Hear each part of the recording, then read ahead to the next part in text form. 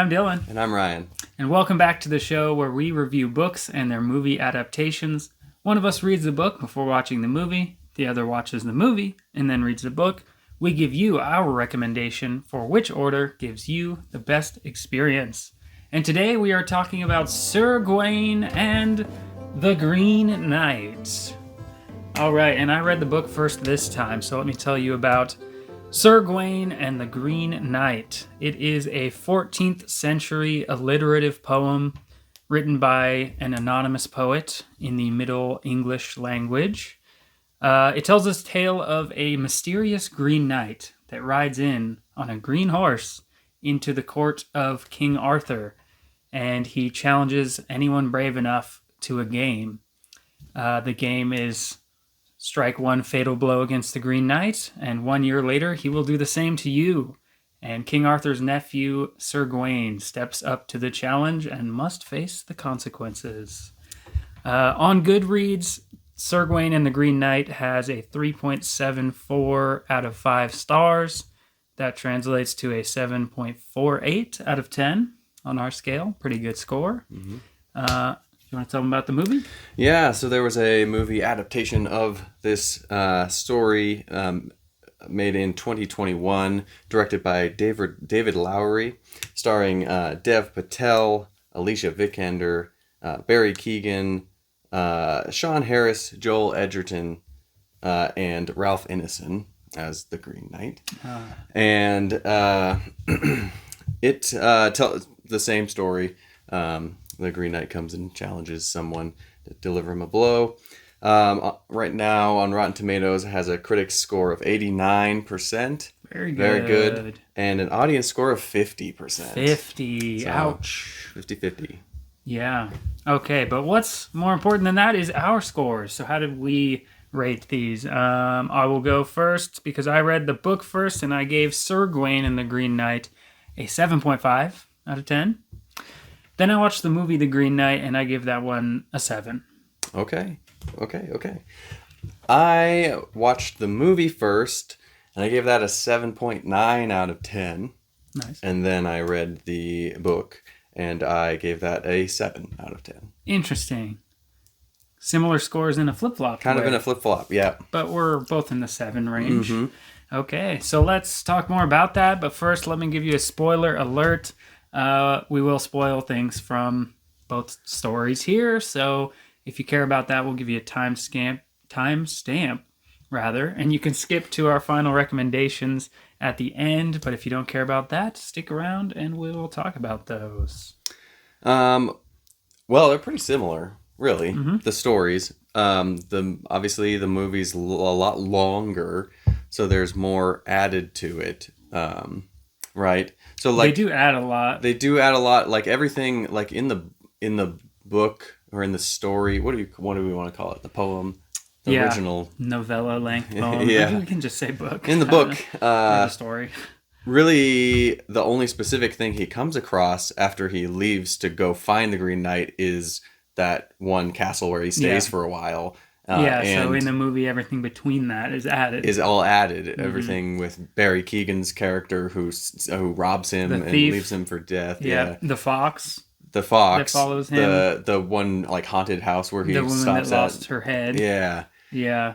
And what's interesting about that is the woman that lost her head says at one point when he drops the skull and then it's her head. Yeah. She says the Green Knight is someone you know. Did you catch that? Oh. That was one I was still wondering what she meant by that by the end. No, there's so many things that I still had questions for about after I got through the movie. Like it almost lost me in the beginning. It was kind of hard to follow. It's way more I didn't mysterious. read the story first, so I had had no basis for it. And so I was like, what the heck is even going on? And the end is the only thing that kind of tied it in to me. Otherwise, I would have rated it much lower. It kind of came around for me at the end when he was about to be dealt the blow and then had the whole flash, like he went away from it and had the whole the flash forward of what would have happened if he had just run away. Yeah. And I really liked that. I liked what that meant about, him standing in there and taking the blow. The ending's obviously different. Yeah. in the book and the movie. I thought it was going to be more different, though. As it was going through that flash forward, I thought it was going a way different route where it's like, oh, he just ran away and he failed. Yeah. And these are the consequences. Right. But he still passed the test. I think he passed the test perhaps a little bit more in the movie because he actually gets killed, right? I guess it's kind of up for interpretation. Because it just cuts. Because he says off with your head in a playful way. So he could do what he did in the book where he nicks him. Yeah. But he did fail because he did get seduced by, in the book, the Green Knight's wife. Right, yeah. So that happened in the movie. Kind of either way. I took it in the movie as they gave him the honorable death. I had this whole, I was coming up, I kind of like to have my own interpretations of movies, that, whoa, this seems like, I don't know if they meant that, but I kind of did that with Drive My Car. I don't know what I was trying to, come up with, but what I came up with this was like this. I'm still not exactly 100% sure if this all works with this idea with his mother and stuff like that in the movie. So the movie, the reason I like 7.9 is pretty good, of a score. And the only reason it wasn't higher is because the beginning's so confusing. If I watched it again, I might be able to pick out some more things that are like, oh, that's what this means. You know what I mean? That's true. But it almost seemed like, because his mother like casts like this spell, and it seems like that's what summons the Green Knight. So it's like, but why is that what happens? And to me, it's almost like, well, the Green Knight, even in both stories, almost seems like he might represent like nature in some way, right?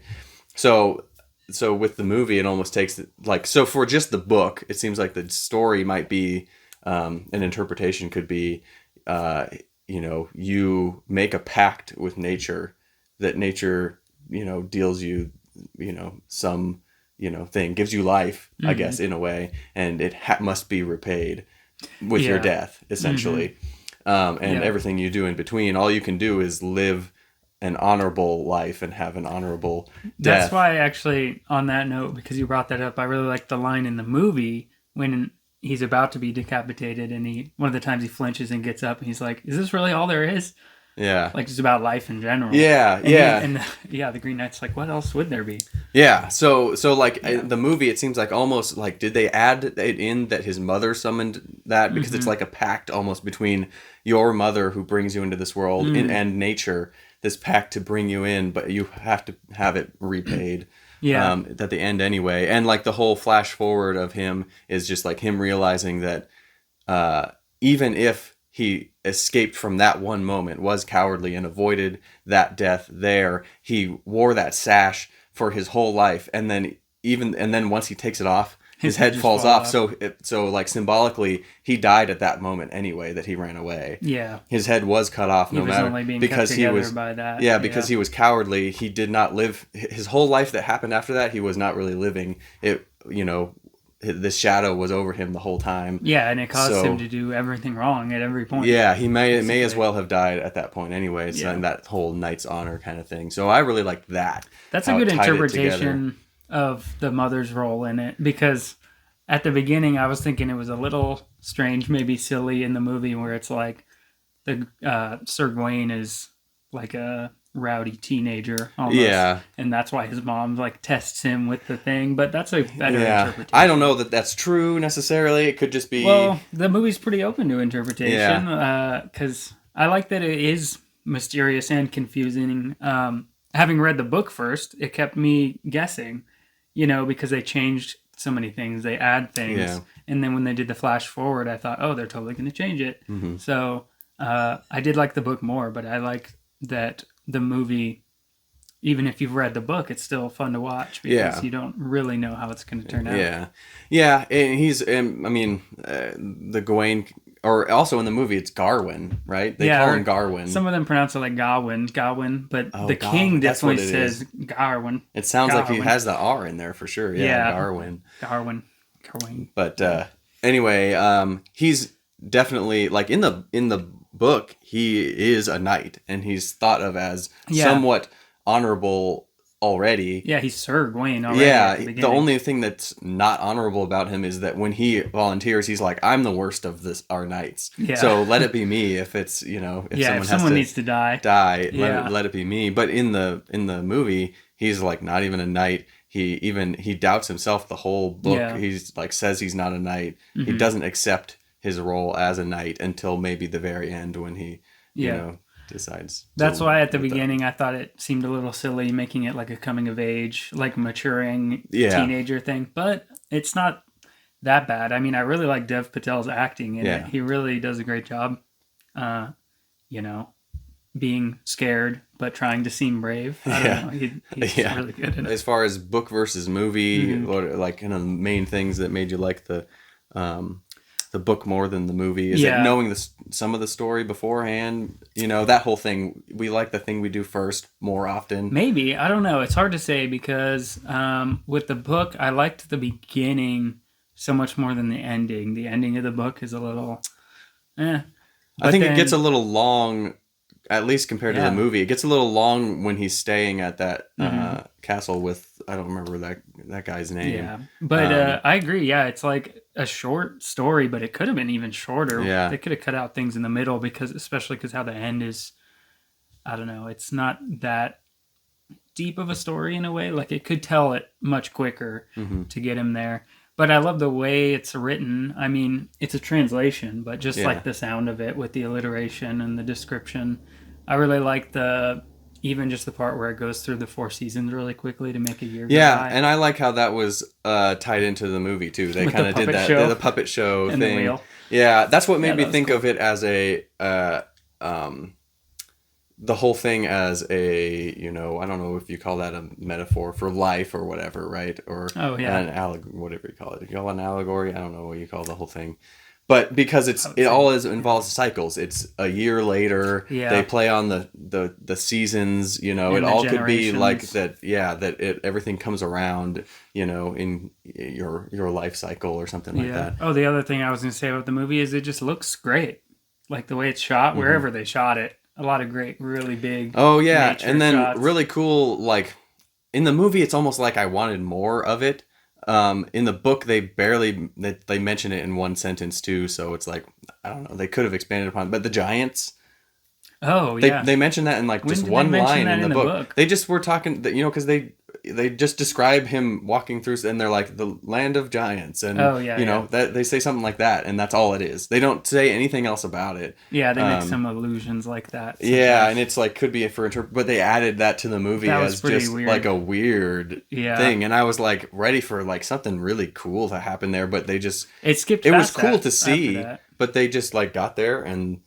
With the fox or whatever. And they showed him where to go, I guess. Yeah. They didn't pick him up and carry him like I thought they might. Yeah. That was pretty interesting. Let's get into our final recommendations then. Since I read the book first, I'll go first and say that you should also read the book first. And if you like the book, you should watch the movie. Because reading the book doesn't ruin the movie for you. They change enough things and add it that it's still a fun, mysterious adventure. I have a little interesting of a recommendation, a very nuanced one, I guess. Okay. Very full of caveats and stuff, probably. It's that I don't necessarily recommend to everyone as a blanket statement that you watch or read either of these. If you are like a fan of, old epic poem type tales, medieval tales and stuff like that, maybe even a Beowulf or something. If you're a fan of that kind of stuff, then read the book. If you're a fan of movies where, something's going on here, it's not enough just to like cool visuals, I think. I think you're only going to really enjoy this movie if you like to try to figure out what's going on. Like you want to try to find a meaning in this movie because it's not going to directly tell you. They're not going to give it to you. And some people don't like that. And thus the 50-50 audience score. And I think that might be accurate for the wider audience.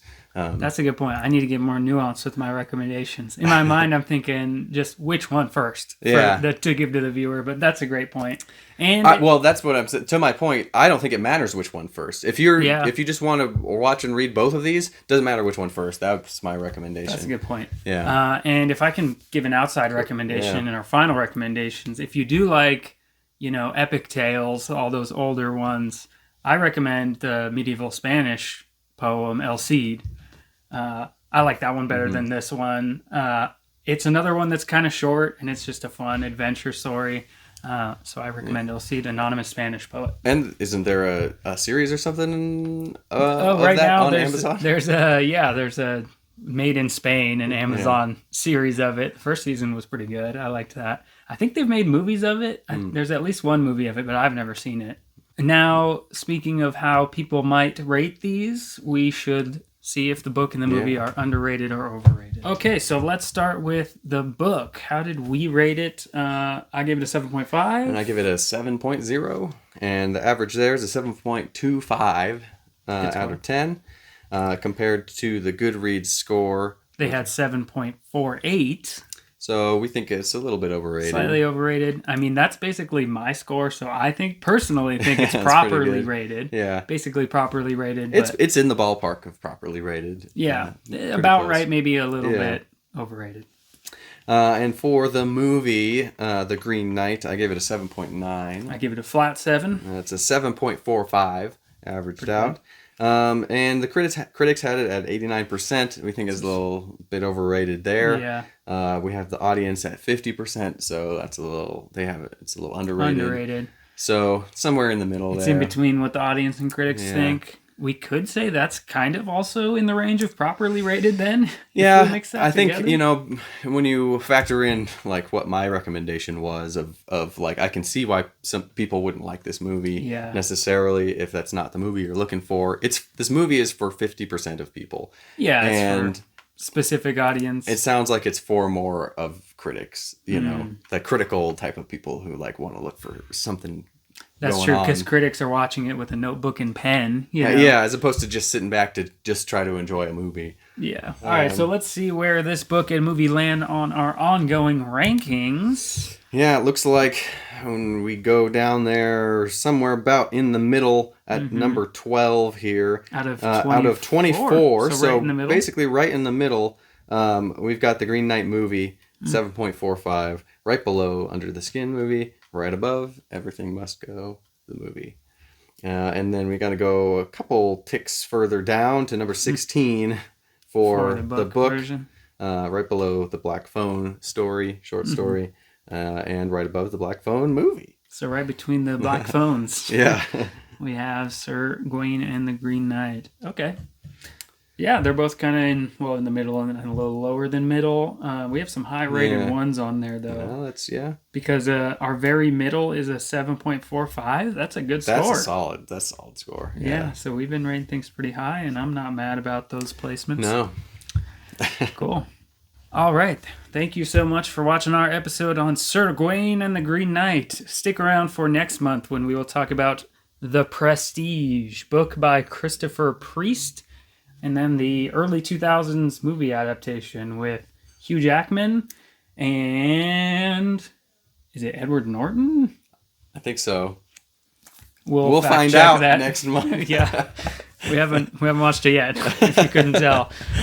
So stick around for that. And if you finish The Prestige, we have some books you can read also. So go down to the description. We'll leave some links for where you can order our books and follow us on Instagram. Stuff like that.